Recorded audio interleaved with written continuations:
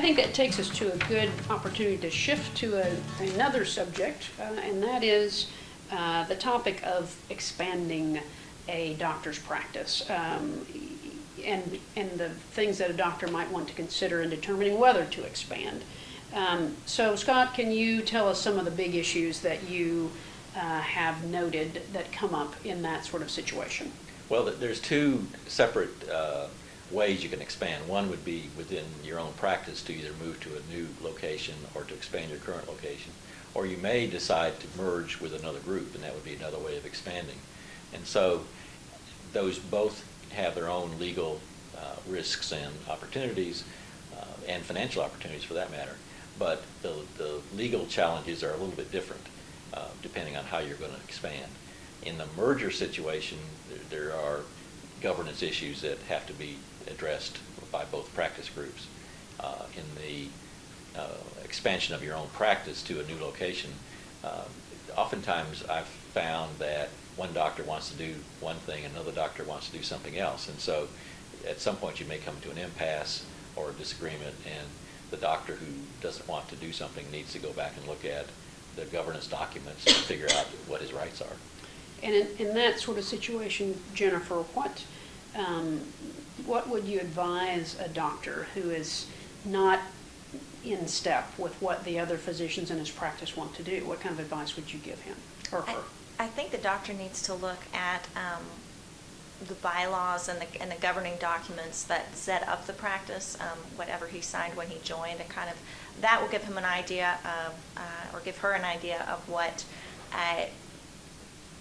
the possibilities are for leaving the practice, whether she's able to persuade others to change their minds about what they might want to do, and if she is going to leave the practice, what ramifications that would have for her financially, whether there's a payback that she has to pay to the practice if she leaves, if she wants to stay, whether she could be liable for taking on debts that the partnership decides to take on.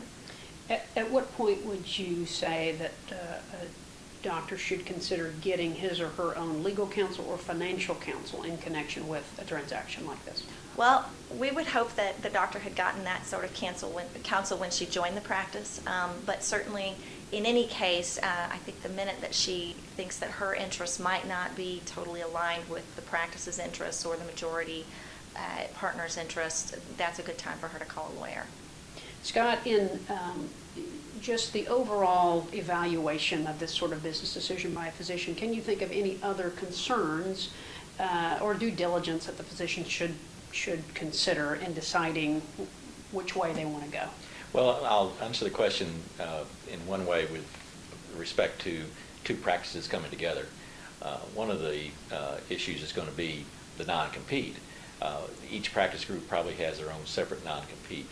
And so upon some kind of merger or consolidation at that point, you may be able to keep your own non-compete. You may have a new non-compete. So one of the first things that ought to happen is for the doctors to discuss the non-compete. The second issue goes back to one I talked about earlier, which is compensation.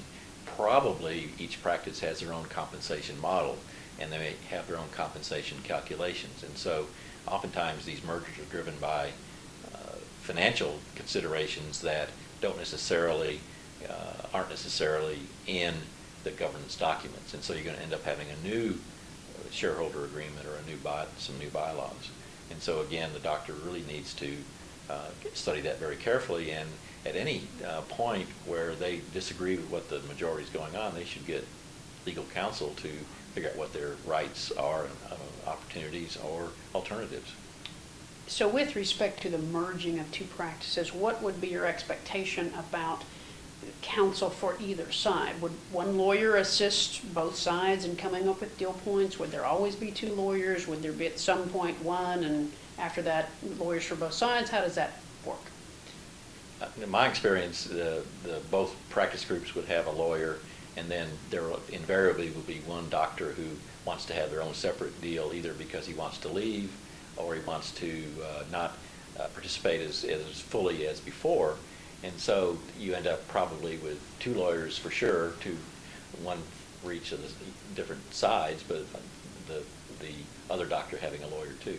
And oftentimes that will lead to better situation for all parties, quite frankly, because more, not trying to get more lawyers into a deal, but lawyers oftentimes, if they have the experience, will bring better thought process to the deal itself. And consider things that could happen that That's right. another lawyer might not be That's thinking. right. Your point about the doctor who might want to leave the practice or have different ideas, that's a great segue into our next topic, and that is considerations for a doctor whose practice group is being acquired.